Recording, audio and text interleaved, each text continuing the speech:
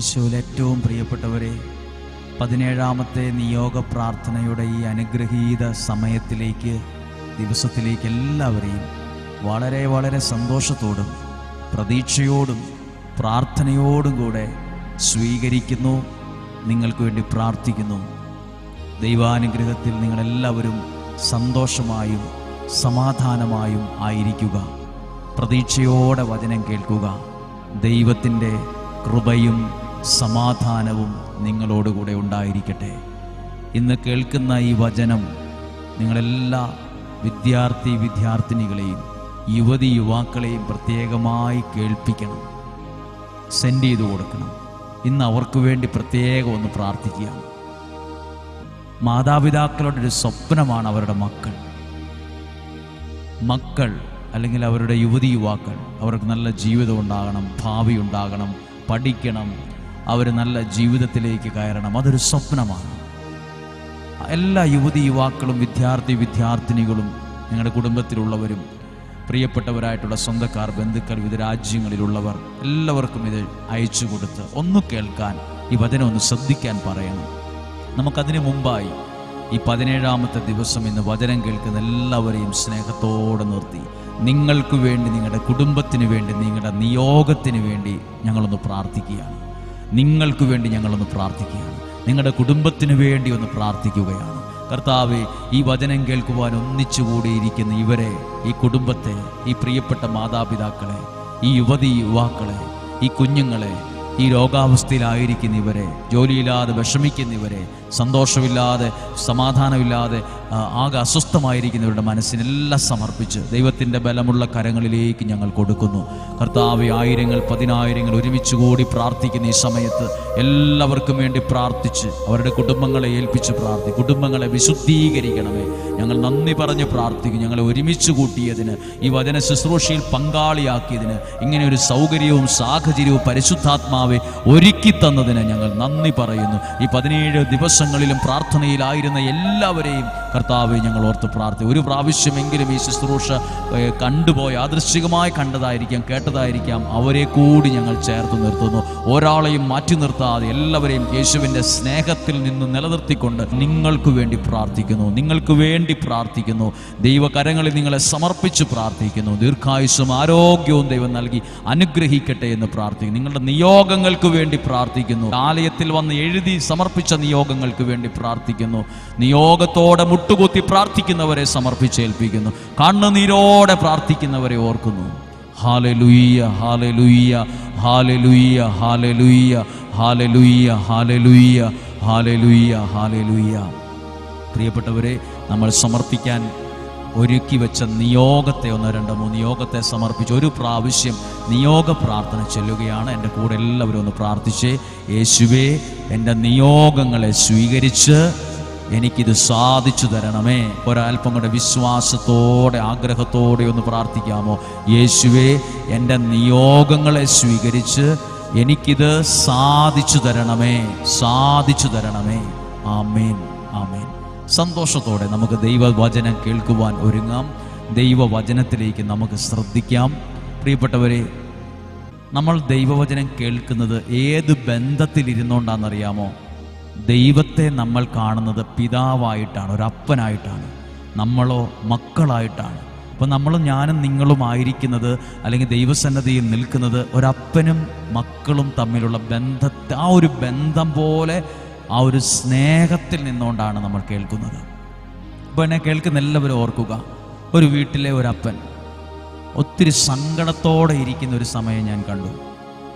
ആ സങ്കടത്തോടെ ഇരിക്കുന്നതിൻ്റെ ഒരു കാരണം ഇങ്ങനെയാണ് പറഞ്ഞത്: ഞാൻ എൻ്റെ മക്കൾക്ക് വേണ്ടിയാണ് ജീവിച്ചത്, എൻ്റെ മക്കൾക്ക് വേണ്ടി ഞാൻ അധ്വാനിച്ചു, അവരെ പഠിപ്പിക്കാൻ ഞാൻ എൻ്റെ ആകുന്നതൊക്കെ ഞാൻ ചെയ്തുകൊണ്ടിരിക്കുന്നു, രാവും പകലും ചെയ്തുകൊണ്ടിരിക്കുന്നു. പക്ഷെ എൻ്റെ മക്കൾ എൻ്റെ വാക്കു കേൾക്കുന്നില്ല. ഞാൻ പറയുന്നത് അവരാരും ഉൾക്കൊള്ളുന്നില്ല. എന്നോടാണെ പലരും മിണ്ടാറുമില്ല, ഒന്നും സംസാരിക്കുകയില്ല, ഒരഭിപ്രായം ചോദിക്കുകയില്ല. എൻ്റെ മനസ്സ് വല്ലാതെ വിങ്ങുന്നു. എൻ്റെ വേദന അതാണ്. അപ്പോൾ ഒരപ്പൻ്റെ വേദനയാണ്. മക്കൾ മിണ്ടുന്നില്ല, പറയുന്നില്ല, ആശ്രയിക്കുന്നില്ല, അല്ലെങ്കിൽ ഒന്നും ചോദിക്കുന്നില്ല, അല്ല അനുസരിക്കുന്നില്ല, ഉൾക്കൊള്ളുന്നില്ല. ഒന്ന് പറഞ്ഞാലും അത് മൈൻഡ് പോലും ചെയ്യില്ല. അത് അപ്പൻ്റെ ഉള്ളിൽ ഭയങ്കര വേദനയായി നിൽക്കുകയാണ്. അങ്ങനെയാണെങ്കിൽ ഞാനും നിങ്ങളും പ്രാർത്ഥിക്കാതെയും ദൈവത്തിൽ ആശ്രയിക്കാതെയും വിശ്വസിക്കാതെയും പ്രാർത്ഥിക്കാതെയും ദൈവത്തോട് അടുക്കാതെയും ഒക്കെ തറുതല പറഞ്ഞും വിശ്വാസത്തിൽ നിന്ന് അകന്നും പ്രാർത്ഥനയില്ലാതെയും ദൈവത്തിനെതിരെ ചിന്തിച്ചും പ്രവർത്തിച്ചും പറഞ്ഞും പ്രസംഗിച്ചും ഒക്കെ നടക്കുമ്പോൾ, ദൈവത്തിൽ നിന്ന് മാറി നിൽക്കുമ്പോൾ, വിശ്വാസം അകന്നു നിൽക്കുമ്പോൾ, ആ ദൈവത്തിൻ്റെ ഹൃദയത്തെ എനിക്ക് വേണ്ടി പീഡകൾ സഹിച്ച് കുരിശിൽ മരിച്ച് ഉയർത്തെഴുന്നേറ്റ ആ യേശുവിൻ്റെ ഹൃദയത്തെ വീണ്ടും വേദനിപ്പിക്കുന്നവരായി നമ്മൾ മാറുകയല്ലേ? ആ ദൈവത്തെ വേദനിപ്പിക്കുന്നത് ഗുരുതരമായ തെറ്റാണ്. ഞാനും നിങ്ങളും മക്കളുടെ സ്ഥാനത്താണ്. ദൈവത്തെ വേദനിപ്പിക്കരുത്. ദൈവത്തിൽ ആശ്രയിക്കാതിരിക്കുമ്പോൾ, ആ ദൈവത്തിൻ്റെ വചനത്തെ ഉൾക്കൊള്ളാതിരിക്കുമ്പോൾ, ആ വചനം വിശ്വാസത്തോടെ ഏറ്റെടുക്കാതിരിക്കുമ്പോൾ ദൈവത്തിൻ്റെ ഹൃദയം വേദനിക്കാൻ തുടങ്ങും.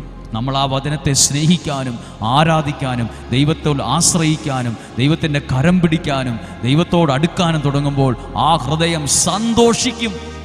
അങ്ങനെയെങ്കിൽ ദൈവവചനം ലക്ഷങ്ങൾ കേട്ടുകൊണ്ടിരിക്കുമ്പോൾ സ്വർഗത്തിലെ ദൈവം നിങ്ങളെ ഓർത്ത്, നിങ്ങളുടെ കുടുംബത്തെ ഓർത്ത്, നിങ്ങളെടുത്ത ആ വിലയെ ഓർത്ത് ഞാൻ വിശ്വസിക്കുന്നു, ആ അപ്പൻ്റെ ഹൃദയം ഇന്ന് സന്തോഷമാണ്. ആ പിതാവിൻ്റെ, ആ ദൈവപിതാവിൻ്റെ ഹൃദയ സന്തോഷമാണ് നിങ്ങളെ ഓർത്ത്. നിങ്ങളല്ലേ വീട്ടിലുള്ള എല്ലാവരെയും എഴുന്നേൽപ്പിച്ച് ചേർത്ത് നിർത്തി ഈ വചനം കേൾപ്പിക്കുന്നത്? വാ, ഇരിക്കുക, പ്രാർത്ഥിക്കുക, മുട്ടുകുത്ത്, അല്ലെങ്കിൽ വചനം തുറന്നു വെക്കുക, വചനം എഴുതി വയ്ക്ക്, പ്രാർത്ഥിക്കാൻ പറഞ്ഞില്ലേ? സ്വർഗം ആരും സന്തോഷിച്ചില്ലേലും നിങ്ങളെ ഓർത്ത്, എന്നെ ഓർത്ത് സ്വർഗം സന്തോഷിക്കുന്ന ദിനങ്ങളായിരുന്നു ഇത്. നന്ദി പറയാം. ഹല്ലേലൂയ. പ്രിയപ്പെട്ടവർ, ഇന്ന് കേൾക്കുന്ന വചനം നിയമാവർത്തന പുസ്തകം 28-ാം അധ്യായം 1 മുതലുള്ള വാക്യമാണ്. വളരെ സുപരിചിതമായ വാക്യങ്ങളാണ്. അതിൽ എഴുതിയിരിക്കുന്നത് ബ്ലെസ്സിങ്സ് എന്നാണ്, അനുഗ്രഹങ്ങൾ. ബൈബിൾ ഉണ്ടോ കയ്യിൽ? ഒന്ന് എടുത്തോണ്ട് വന്നേ, അത് തുറന്നു വച്ചേ. നിയമാവർത്തന പുസ്തകം 28-ാം അധ്യായം. പ്രിയപ്പെട്ടവർ, ഈ വചനം വായിക്കുമ്പോൾ എനിക്ക് ഒരു കാര്യം ഓർമ്മ വരികയാണ്. ഒരു 75-80 കിലോ ഒക്കെ ഭാരമുള്ള ഒരു മനുഷ്യൻ, ഒരാള്.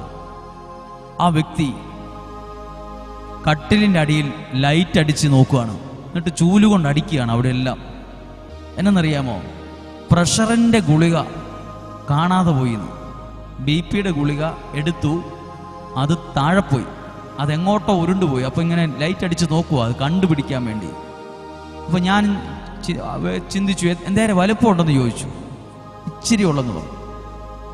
75-80 കിലോ ഉള്ള ഒരാളുടെ ജീവിതത്തിൻ്റെ BP നോർമലാക്കാൻ കണ്ണുകൊണ്ട് താഴെ വീണാൽ കാണിയല്ല, ഉരുണ്ട് എങ്ങോട്ടേലും പോയാൽ പെട്ടെന്ന് കണ്ടുപിടിക്കാൻ പാടാ. അത്രയും ചെറിയൊരു ഗുളിക അതങ്ങ് വിഴുങ്ങുമ്പോൾ, അകത്തോട്ട് ചെല്ലുമ്പം 75-80 കിലോ ഉള്ള ആളുടെ BP, ഡിസോർഡറായ BP നോർമലാകുന്നു. ഇത്രയുള്ള ഗുളിക അകത്ത് ചെന്നപ്പം BP നോർമലായി.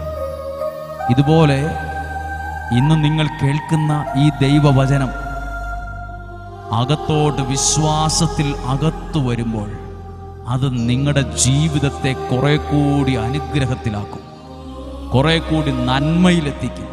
നിങ്ങൾ കണ്ടിട്ടില്ലേ, ഒരാൾക്ക് വിറ്റാമിൻ്റെ കുറവുണ്ടല്ല, ഇമ്മ്യൂണിറ്റി പവർ കുറവാണെന്നിരിക്കട്ടെ, അദ്ദേഹം അങ്ങനെയുള്ളവരോട് ചിലപ്പോൾ പറയും വിറ്റാമിൻ C ഗുളിക കഴിക്കുക, വൈറ്റമിൻ ഗുളിക കഴിക്കുക, ഇമ്മ്യൂണിറ്റി പവർ ഉണ്ടാകട്ടെ എന്ന് പറയും. ഒരു ചെറിയ ഗുളിക നമ്മൾ കഴിക്കുമ്പോൾ അത് നമ്മളെടുത്ത് അകത്തോട്ട് അത് ചെല്ലുമ്പോൾ നമ്മുടെ ഇമ്മ്യൂണിറ്റി പവർ വർദ്ധിക്കുകയാണ്. ശരീരത്തിൻ്റെ ആരോഗ്യം മാത്രമല്ല, ഇമ്മ്യൂണിറ്റി, രോഗപ്രതിരോധ ശക്തി വർദ്ധിക്കുന്നു. ഇതുപോലെ ദൈവവചനം വിശ്വാസത്തിൽ അകത്തോട്ട് ചെല്ലുമ്പോൾ നമ്മുടെ ജീവിതത്തിൽ ദൈവാനുഗ്രഹത്തിൽ വളരാനുള്ള ശക്തിയും തിന്മകളെ തോൽപ്പിക്കാനുള്ള ഇമ്മ്യൂണിറ്റി പവർ, പ്രതിരോധ ശക്തി നമ്മളിൽ വർദ്ധിച്ചു വരും. പിശാചിന് കുറെ പദ്ധതികളുണ്ട്. നിങ്ങളെ നശിപ്പിക്കണം, ഇല്ലാതാക്കണം, തകർത്ത് തരിപ്പണമാക്കണം. ഈ പിശാച് ഉണ്ടാക്കിയിരിക്കുന്ന സകല പദ്ധതികളും ഈ ദൈവവചനം വിശ്വാസത്തിൽ ഒരാൾ സ്വീകരിച്ച് അകത്തേക്ക് എടുക്കുമ്പോൾ ആ വ്യക്തിക്കെതിരെ, കുടുംബത്തിനെതിരെ പിശാച് ഒരുക്കി വച്ചിരിക്കുന്ന സകല പദ്ധതികളും പൊട്ടിപ്പൊളിഞ്ഞ് താഴെ വീഴും. കാരണം ഇയാളിൽ ഈ വചനം വിശ്വാസത്തോടെ സ്വീകരിക്കുന്നവരിൽ ഇതാ ദൈവിക ശക്തി വർദ്ധിക്കുന്നു. ആ വ്യക്തിയിൽ ഇമ്മ്യൂണിറ്റി പവർ വർദ്ധിക്കുന്നത് പോലെ ഒരു അകത്തൊരു ആത്മാവിൻ്റെ ശക്തി, വചനത്തിൻ്റെ ശക്തി അയാളിൽ വർദ്ധിക്കുന്നു. ഇതേപോലൊരു ശക്തി നിങ്ങളിൽ വർദ്ധിക്കും കേട്ടോ. അതാണ് നിയമാവർത്തനം 28:1 നിന്റെ ദൈവമായ കർത്താവിൻ്റെ വാക്കു നീ കേട്ട് ഞാൻ നിനക്കു നൽകുന്ന കൽപ്പനകൾ സൂക്ഷ്മമായി പാലിക്കുമെങ്കിൽ അവിടുന്ന് നിന്നെ ഭൂമിയിലെ മറ്റെല്ലാ ജനതകളെക്കാളും ഉന്നതനാക്കും. ഉന്നതനാകാൻ ഒരു ശക്തി വേണം, ഉന്നതനാകാൻ ഒരു ബലം വേണം. തളർന്നിരുന്നാൽ, ബലമില്ലാതിരുന്നാൽ, പവറില്ലാതിരുന്നാൽ ഉന്നതനൊന്നും ആകാൻ പറ്റിയല്ല. എവിടുന്നാ ഈ ഉന്നതനാകാനുള്ള പവർ വരുന്നത്? എൻ്റെ വചനം കേട്ട് വിശ്വാസത്തോടെ അത് ഏറ്റെടുക്കുമ്പോൾ നിനക്ക് ഉന്നതനാകാനുള്ള, നിനക്ക് കുറെ കൂടി നന്മയിലെത്താനുള്ള ഒരു വലിയ ശക്തി നിന്നിൽ വരുമെന്ന്. ഇതാ നിന്റെ കുടുംബത്തിൽ ഈ ശക്തി വരുന്നു. ഈ ശക്തി നിന്റെ ഉള്ളിൽ നീ പോലും അറിയാതെ അകത്തേക്ക് വരുന്ന ശക്തിയാണിത്. ഹല്ലേലൂയ.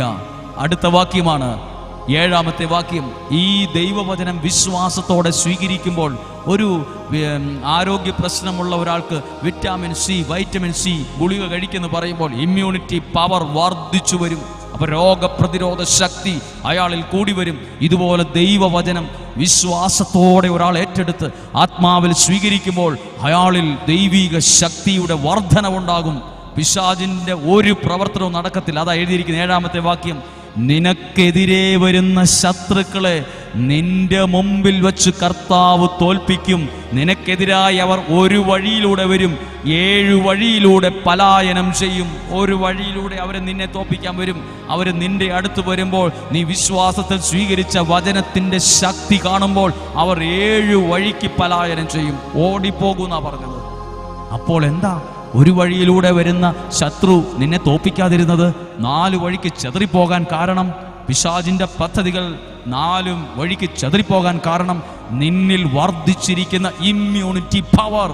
ഏതിലൂടെ? യുവതി യുവാക്കളെ, കുഞ്ഞുങ്ങളെ, മാതാപിതാക്കളെ, ഇത് കേട്ടുകൊണ്ടിരിക്കുന്നവരെ, ഇത് ഏത് രീതിയിലാണ് ഒരാളിൽ വരുന്നത്?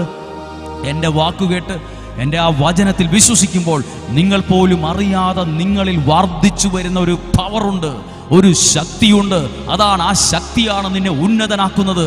ആ ശക്തിയാണ് നിന്നെ തകർക്കാൻ വരുന്ന ശത്രുവിനെ നിനക്ക് തോൽപ്പിക്കാൻ കഴിയണമെങ്കിൽ, ആ ശത്രുവിൻ്റെ മുമ്പിൽ നിനക്ക് വിജയം നേടാൻ കഴിയണമെങ്കിൽ ഈ പവർ നിനക്ക് ആവശ്യമാണ്.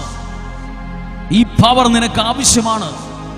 ഇമ്മ്യൂണിറ്റി പവർ ഒരു വ്യക്തിക്ക് രോഗം വരാതിരിക്കാൻ, ചിലർ പറയില്ലേ, അങ്ങ് 7 അയൽവക്കത്തൂടെ ഒരു പനി പോയാൽ മതി, അന്നേരം ഈ വ്യക്തിക്ക് പനിയാ. ചെറിയൊരു മഴ പെയ്താൽ മതി, അന്നേരം ഈ പുള്ളിക്ക് ജലദോഷമാ, പെട്ടെന്ന് രോഗം വരുന്നു. ഡോക്ടർ പറയും നിങ്ങൾക്ക് ഇമ്മ്യൂണിറ്റി പവർ കുറവാകട്ടോ. അപ്പോൾ അത് വർദ്ധിക്കാനുള്ള മെഡിസിൻ തരും. പ്രിയപ്പെട്ടവരെ, ദൈവം നമുക്ക് നൽകിയിരിക്കുന്ന അതാണ് നമ്മുടെ ആത്മീയ മനുഷ്യൻ ശക്തിപ്പെടണം. ഉന്നതനാകാനും തിന്മയുടെ ശക്തിയെ തോൽപ്പിക്കാനും ഈ ശക്തി വേണം. ദൈവം തന്നിരിക്കുന്ന ആ ഒരു മെഡിസിനാണിത്, ദൈവം തന്നിരിക്കുന്ന വചനമാണിത്. ഇത് ഞാൻ വിശ്വാസത്തിൽ സ്വീകരിക്കുമ്പോൾ അത് ഭക്ഷിക്കുകയാണ്, അകത്തോട്ട് ചെല്ലുകയാണ്. ജെറമിയ പറഞ്ഞില്ലേ, നിന്റെ വചനം എൻ്റെ നാവിൽ വച്ചു തന്നു. ജെറമിയോട് പറഞ്ഞില്ലേ, എൻ്റെ വചനം ഇതാ നിന്റെ നാവിലിരിക്കുന്നു. അവനത് ഭക്ഷിച്ചു എന്ന്. വചനം വിശ്വാസത്തിൽ സ്വീകരിക്കുമ്പോൾ അത് ഭക്ഷണം അകത്തു ചെല്ലുന്നത് പോലെയാണ്. അത് നിന്നിൽ ശക്തി കൊണ്ടുവരും, പവർ കൊണ്ടുവരും. നിനക്കെതിരെ ശത്രുക്കളുണ്ട്, നിന്നെ തന്നെ ഇല്ലാതാക്കണമെന്ന് ചിന്തിക്കുന്നവരുണ്ട്, നിനക്കെതിരെ ചിന്തിക്കുന്ന അസൂയാലുക്കളുണ്ട്, നിന്നെ തകർത്ത് തരിപ്പണമാക്കണമെന്ന് ചിന്തിക്കുന്ന മനസ്സിൽ കരുതിയിരിക്കുന്ന ശത്രുക്കളുണ്ട്. മന്ത്രവാദി ചെയ്യുന്നവരുണ്ട്, കൂടോത്രം ചെയ്യുന്നവരുണ്ട്, ക്ഷുദ്രപ്രയോഗം ചെയ്യുന്നവരുണ്ട്, തിന്മയുടെ ശക്തിയെ നിനക്കെതിരെ ഇളക്കി വിടുന്നവരുണ്ട്, നിന്റെ വരുമാനത്തിന് നേരെ ചെയ്യുന്നവരുണ്ട്, നിന്റെ കുടുംബത്തിന് നേരെ ചെയ്യുന്നവരുണ്ട്, നിന്റെ കുടുംബം തമ്മിൽ തല്ലി ചെതറിപ്പോകാൻ ആഗ്രഹിച്ച് പ്രവർത്തിക്കുന്നവരുണ്ടാകാം. നിന്റെ ശത്രു നിന്നെ തോൽപ്പിക്കാൻ അടുത്തു വരുമ്പോൾ 7 വഴിയിലൂടെ അവർ പലായനം ചെയ്യണമെങ്കിൽ നമ്മൾ എല്ലാ ദിവസവും രാവിലെ ഉച്ചയ്ക്കും വൈകുന്നേരവും കഴിക്കുന്ന വിഭവസമൃദ്ധമായ ഭക്ഷണത്തിൻ്റെ ശക്തി പോരാ. പിന്നെയോ വിശ്വാസത്തിൽ ഏറ്റെടുക്കുന്ന ദൈവവചനത്തിൻ്റെ അകത്തെ ആ ഒരു ഇമ്മ്യൂണിറ്റി പവർ എന്ന് പറയുന്നത് പോലെ ഒരു ശക്തി വേണം. ഇന്ന് ഏറ്റവും കുറവുള്ളത് ഈ വചനത്തിലൂടെ കിട്ടുന്ന ശക്തിയാണ്. പലർക്കും വചനം കേവലം ഒരു പുസ്തകമായി വീട്ടിലുണ്ട് എന്നുള്ളതല്ലാതെ അത് ആത്മാവിൽ സ്വീകരിച്ച വചനങ്ങളായി അകത്തേക്കെത്തിയ പുസ്തകമായിട്ട് മാത്രമല്ല, വിശ്വാസത്തിൽ ആ വചനത്തെ വായിച്ച് പ്രാർത്ഥിച്ച് ആ വചനത്തിലെ അനുഗ്രഹങ്ങൾ എടുക്കുന്നവരാകണം. ആ വചനം സ്വീകരിക്കുന്നവരും ആ വചനത്തിൽ ജീവിതത്തെ നിലനിർത്തുന്നവരുമാകണം. അങ്ങനെയുള്ളവരാണ് ഉറച്ച നിലത്ത് വീട് പണിത വിവേകമതിയായ മനുഷ്യൻ. കാറ്റ് വന്നു, വെള്ളപ്പൊക്കം ഉണ്ടായി, പ്രശ്നങ്ങളുണ്ടായി, അതിനെ തൊടാൻ പോലും കഴിഞ്ഞില്ല. കാരണം അത് പാറമേൽ സ്ഥാപിതമായിരുന്നു. ദൈവവചനമാകുന്ന പാറമേൽ ജീവിതം പണിതു കയറ്റിക്കൊണ്ടുവരണം. അതിനുവേണ്ടിയാ ദൈവം ഈ വചനം നിങ്ങളെ കേൾപ്പിക്കുന്നത്. പരിശുദ്ധാത്മാവ് നമ്മളെ ഒരുക്കട്ടെ, ദൈവത്തിൻ്റെ കൃപ നമ്മളിലേക്ക് വരട്ടെ, ഈ വചനം നിങ്ങളിൽ നിന്ന് ചലനമുണ്ടാക്കട്ടെ. ഞാൻ നിങ്ങളോട് പറഞ്ഞില്ലേ, നിയോഗ പ്രാർത്ഥനയിൽ നമ്മൾ എന്തൊക്കെയോ പ്രാർത്ഥിക്കുവല്ല, വചനം എടുത്തു വച്ച് തുറന്നു വച്ച് ഡയറി കൊണ്ടുവന്ന് ആ വചനം എഴുതി ഇങ്ങനെയൊക്കെ പ്രാർത്ഥിക്കുമ്പോൾ നമ്മളറിയാതെ നമ്മുടെ അകത്തുള്ള ദൈവിക ശക്തി വർദ്ധിക്കുകയാണ്. പണ്ട് പ്രശ്നം വന്നു, പ്രതിസന്ധി വന്നു, ഒരു വെല്ലുവിളി വന്നു, അന്നേരം ആൾ ഓഫായിപ്പോയി, ഡൗണായിപ്പോയി. ഇന്ന് അതിനേക്കാൾ 10 ഇരട്ടി ശക്തിയുള്ള പ്രശ്നങ്ങളും പ്രതിസന്ധികളും വെല്ലുവിളി വന്നിട്ട് ഇതാ നല്ല ധൈര്യത്തോടെ നിൽക്കുന്നു. എവിടുന്ന് കിട്ടി നിനക്ക് ഈ ശക്തി?